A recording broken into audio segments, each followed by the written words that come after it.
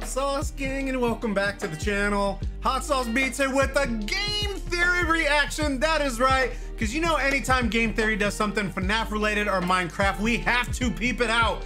And today they dropped Game Theory. Minecraft mobs were created to save us? Question mark? I don't know about that. I'm pretty sure Minecraft mobs were meant to destroy us and murder us in our sleep. But let's find out here. But before we do, make sure you show Game Theory some love by subscribing to the channel and chat. We're trying to get to 250,000 subs. So if you haven't yet, please smash that subscribe button and join the Sauce Gang family. But enough talking, let's get to reacting and roll that bomb ass intro. Hot Sauce Beats is finally here. Hot Sauce Beats is finally here. Eat, sleep, make beats. Eat, sleep, make beats. Hot Sauce Beats. Woo-hoo.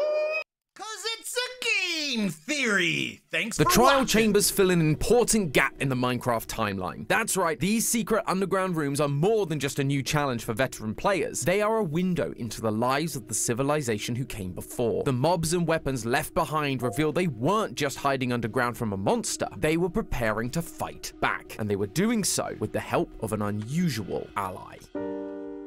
Mobs?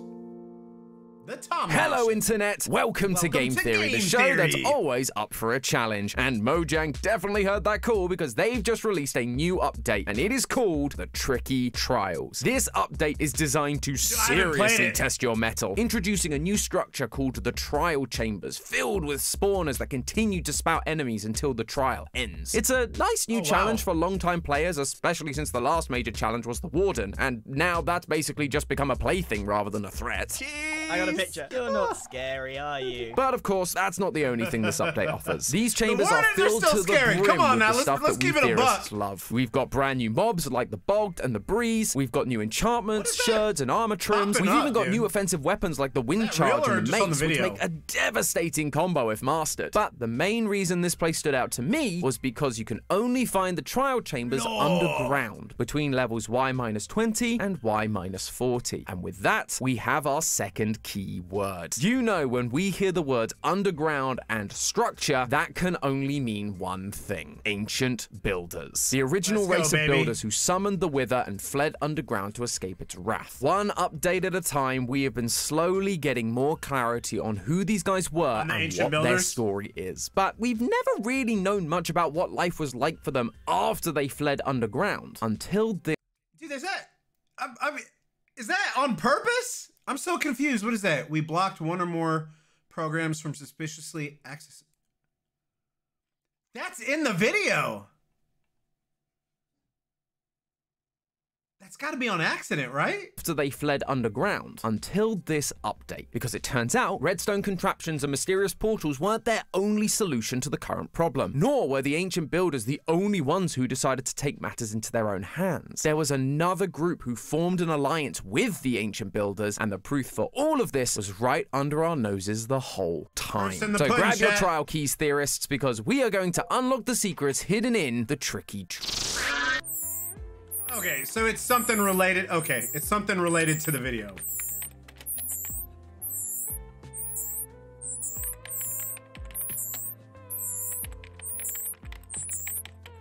Hand me a little more. Okay. Find me before I find you. Outside of the fact that the trial chambers are Let's say July 13th.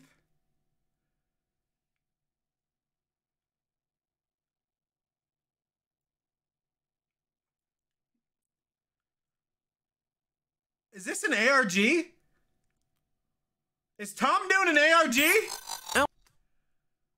I think Tom's doing an ARG. outside of the fact that the trial chambers are underground, just like the ancient cities and the strongholds, there were a few other details that tipped me off to the ancient builders' involvement in these chambers. First of all is the obvious sense of craftsmanship. It's built out of tuff and copper blocks, and while those raw materials are common at this depth, these variations are not naturally occurring in the overworld. Someone had to chisel these blocks to look like that. Chisel. Villagers and illagers aren't capable of that, as we see their villages and woodland mansions only use simple blocks. The only place we see these these types of chiseled blocks in the overworld are in places like the desert temples and jungle pyramids, which were also built by the ancient builders. There's also the use of redstone. The trial chambers are full of redstone contraptions like dispensers and copper bulbs. In the ancient cities, we saw the ancient builders experimenting with different redstone circuits, and they'd even set up redstone traps in the jungle pyramids. So redstone contraptions are in their repertoire. Finally, there's those all-important pottery sherds. I thought these things were so uninteresting when they were first announced, but man, have they turned out to be crucial to the lore of this game. Previously, we've said how the pottery sherds were the ancient builders depicting parts of their own history, and they have been a big help in understanding different elements of this society, like the fact they were multiple tribes rather than one cohesive group. And now the sherds are here again in the trial chambers, meaning the ancient builders had to be here at some point. But some point is a little vague, and we can do better than that. In fact, we can find out exactly when these trial chambers existed in the timeline, and it's all thanks to one thing: the loot chests. In the past, we found chests in various structures built by the ancient builders, and the specific loot you get helps to show the development of their civilization. In the Nether fortresses, you can find things like golden armor, golden weapons, and diamonds. But in the end cities, they've evolved into turning diamonds into armor and weapons, even learning how to enchant them. Over time, the ancient builders grew and developed their technology, so depending on the kind of loot we get from these trial chambers, we should be able to figure out where in the timeline it fits. The key items that stood out to me were the diamond chest plate and the enchanted books. Why? Because it falls right in the middle of the 2 points I've mentioned, the Nether fortresses and the end cities. In the end, we basically have every kind of diamond armor or weapon, but here we only have one piece of armor, the chest plate. They hadn't developed the full suit of diamond armor while using these chambers, and that means these chambers were in existence before the ancient builders fled to the end, which makes a lot of sense. It'd be weird if they came after, because they're meant to be stuck in the end. Regardless, it also shows us that it comes after they first went to the Nether, as diamond armor hadn't been created at that point. They were still using golden armor. Plus, none of the armor in the Nether is enchanted, so the presence of an enchanted book in the trial chambers means they've begun experimenting with enchanting their tools. That enchanted book also ties it to another specific underground structure, the ancient cities, whose loot chests once again offer enchanted books and a single diamond armor piece. These two places offer similar loot, showing the same level of societal development, meaning the ancient cities and the trial chambers existed around the same time. So we know when the trial chambers existed. The question now is, why do they exist? What did the ancient builders need them for? And this is where we get to talk about the new big bad mob of these chambers, the Breeze. Though calling them the new big bad might be a stretch. They're more of a nuisance than anything. They don't actually do much damage, only half a heart if they hit you directly. Instead, they use their wind charge projectiles to throw you around the room, causing you to die due to full damage rather than actual damage. It's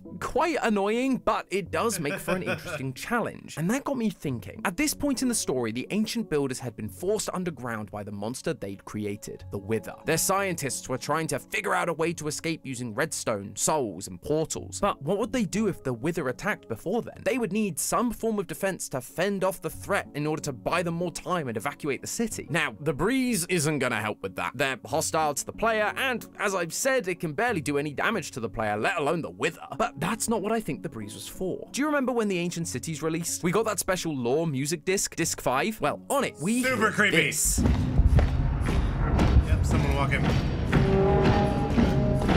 The sound of an army marching into battle. That was the defense the ancient builders had in mind. However, you don't just gain an army overnight. You have to train people. And to do that, you would need to put them through a bunch of exercises, or trials. This is where the Breeze comes in. It wasn't there to fight off the Wither. It was brought in to train potential soldiers to fight the Wither. Just like the Wither, the Breeze shoots projectiles at them, sending them flying. You can't shoot the Breeze with arrows either. Just like how the Wither's second phase is immune to all projectiles. The Breeze was the perfect practice dummy for their fight against the Wither, and they could practice all of this without actually taking too much physical damage. I can see that connection there, dude. This is why dude. they built the trial chambers. Potential soldiers could go in again and again, learning and improving each time in order that they could protect their underground cities from the Wither. And it was all thanks to the Breeze having a very similar fighting style with none of the destruction. Though, this wasn't just luck on their part. It would be too much of a coincidence for them to just find a mob that happens to do little to to no damage and happens to have similar abilities to their #1 enemy. No, the breeze wasn't just found like this. It was designed to be this way by the ancient builders. See, the breeze doesn't actually spawn naturally in Minecraft. It only comes from the spawners found in the trial chambers. And in Minecraft Legends, we play as the ancient builders who are shown to be able to make spawners. The Minecraft builders understood how spawners worked and how to use them to create life. They could just make a mob to help them in this situation, except everything they made in the game wasn't new. They were golems or mobs that had existed prior thanks to the godlike beings who looked over the land. Sure, the ancient builders can make spawners, but that doesn't mean they could just make a new mob using them, right? Wrong. Because we have an example of them doing exactly that. And it's with a mob that bears a striking resemblance to the breeze. While the breeze appears to have a complex design, when you break it down, it's actually quite simple. It's an elemental mob made of rods with a cube head, and it can shoot projectiles. That is identical to what we see from a mob we find in the Nether, the Blaze. An elemental mob made of rods with a cube head, and it can shoot projectiles. We've actually had requests to do an episode on these guys, but we never really saw the point because their lore is basically spelled out for us in the Minecraft mob bestiary. But for this video, it does give us some interesting insight. Quotes, the Blaze does not spontaneously exist in the Nether. Rather, it is conjured into existence by a spawner. Just like the breeze, Blaze also don't spawn naturally. They can only be summoned by a spawner, and those spawners only exist inside Nether fortresses, structures we believe to have also been created by the ancient builders long ago. The ancient builders are well versed in creating these new mobs for whatever they need at that point in time. In the Nether, it was likely a way to farm blaze rods for the potions we see them experimenting with on the pottery shirts. Now, they're just doing the same thing again, creating a new elemental mob that is designed to test their toughest soldiers and prepare them for battle. There's just one block-sized hole in my perfect theory build. While this proves the ancient builders' ability to not only create spawners, but new mobs from those spawners, you can't just make something out of nothing. To make spawners in Minecraft Legends, you need two things. Lapis lazuli, the magical stones that house the souls of the fallen and are the essence of life itself in this world, and the material the specific creature you're conjuring is made from. Wood for plank golems, stone for cobblestone golems, you get the picture. Now, I suspect the blaze would be easy to make in this way, as we can see from Legends that the piglins have access to blaze rods. They are a resource that exists in the Nether even before the blaze come into existence. So just mix some lapis and some blaze rods and boom, you've got yourself a blaze spawner. The trouble is, you need to do something similar in order to create the breeze. There is a new item called the breeze rod, but it is only obtainable by defeating the breeze, which only exists in the spawners that need the breeze rods to be made. But without breeze, how do you get the breeze rods to make the breeze so that you can get the breeze rods to make the breeze so that you can get the breeze rods?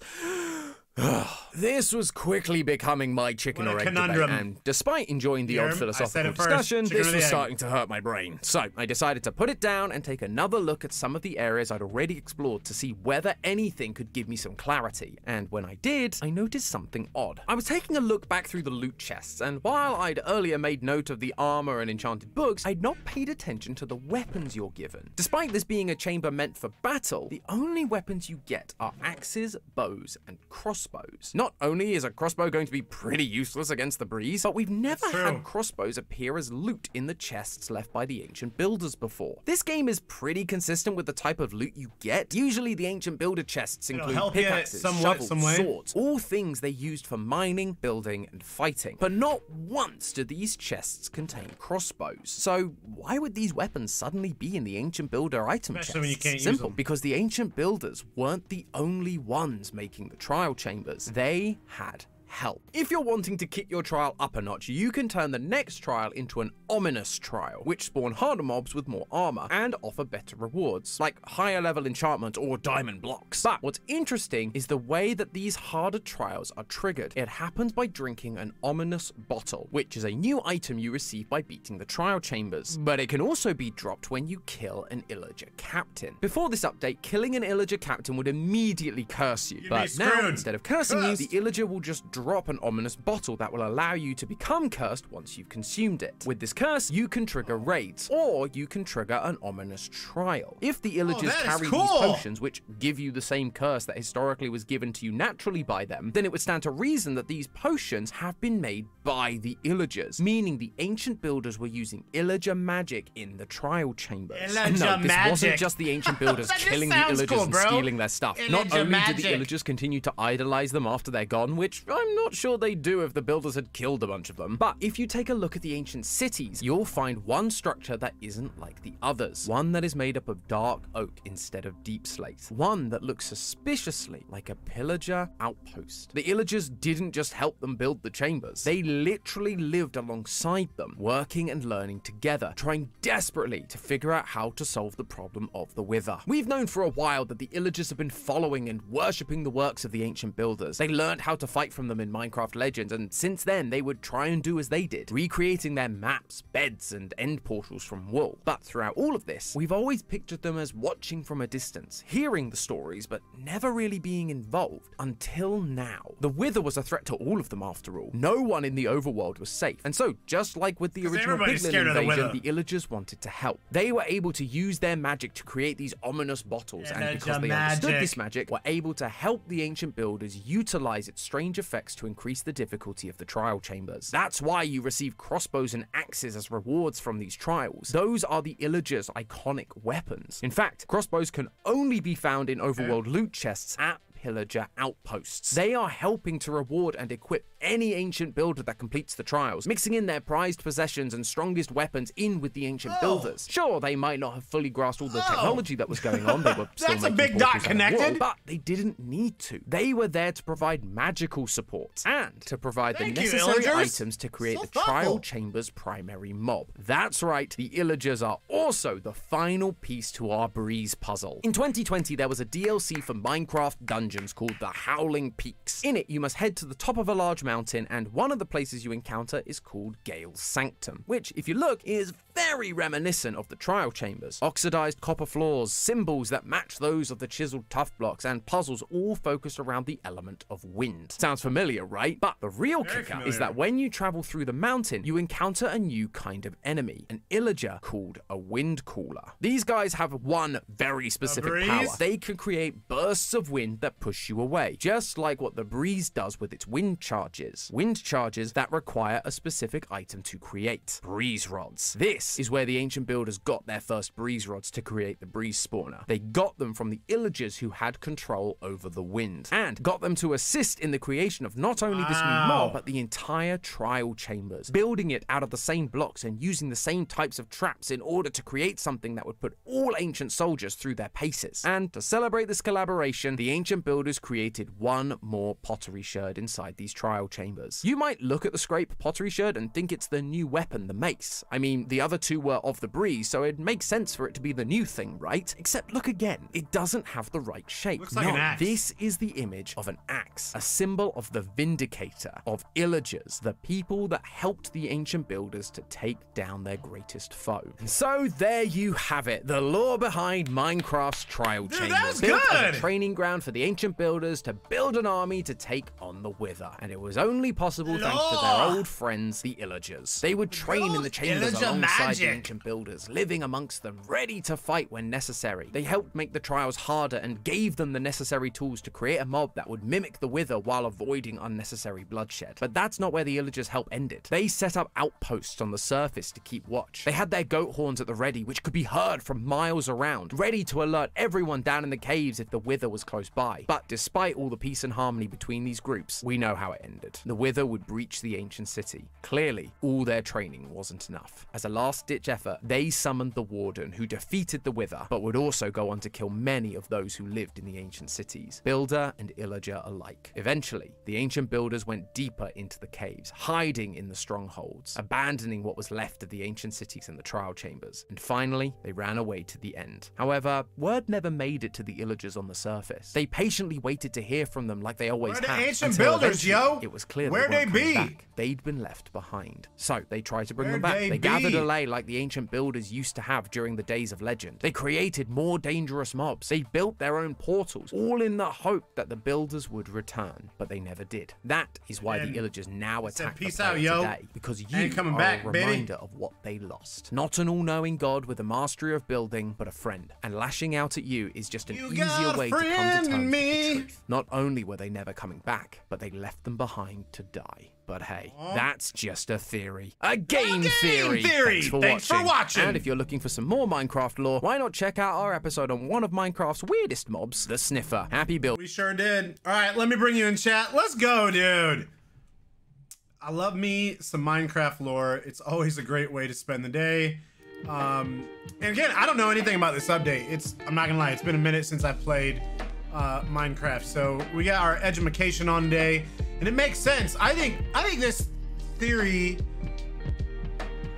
I don't even really know how you could argue it. I mean, this sounds pretty on point. I mean, even from the beginning, like a lot of, you know, like Matt Pat's older Minecraft theories, it was like over halfway and you're like, oh, okay, I see him start to connect the dots there. But no, Tom did a great job on this one. I think he kind of hit it out of the park here. So let me know what you guys think. Make sure you show Game Theory some love by subscribing to their channel. We're trying to get to 250,000 subs. So if you haven't yet, please smash that subscribe button and join the Sauce Gang family. Enjoy the rest of your day. And remember, it's Eat, Sleep, and Make Beats. And as usual, kind of another. That's all I got. Boom, I'm out. Got love, Sauce Gang, beats on chat.